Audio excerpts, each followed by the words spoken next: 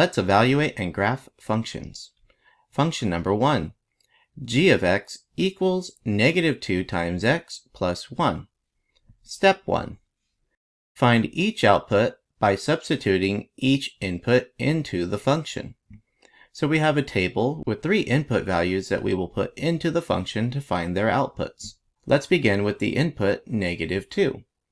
g evaluated at -2 would equal the expression -2 times -2 plus 1. -2 times -2 equals +4, plus 1 equals 5. When the input is -2, the output is +5.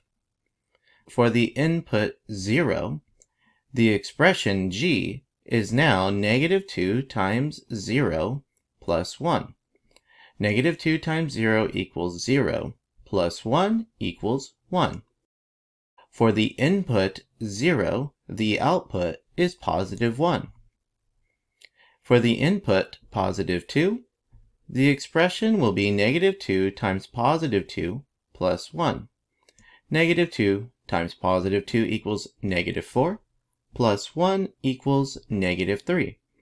For the input +2, the output is -3.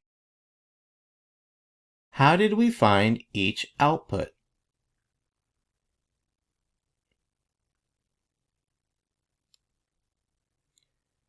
We found each output by substituting the input value into the function expression for the variable x and then doing the calculations.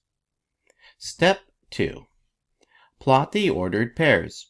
The first ordered pair we will plot is -2, +5. -2 in the x direction, +5 in the g of x direction, and here is our first ordered pair. The next ordered pair is 0, 1. 0 in the x direction means stay at the origin, and then we go plus 1 in the g of x direction, placing our next dot right here. Last, +2, -3. +2 in the x direction, -3 in the g of x direction, and that is our third ordered pair. Step 3. Draw the graph. We can start from any one of these input-output pairs and draw the line that goes through the other ordered pairs.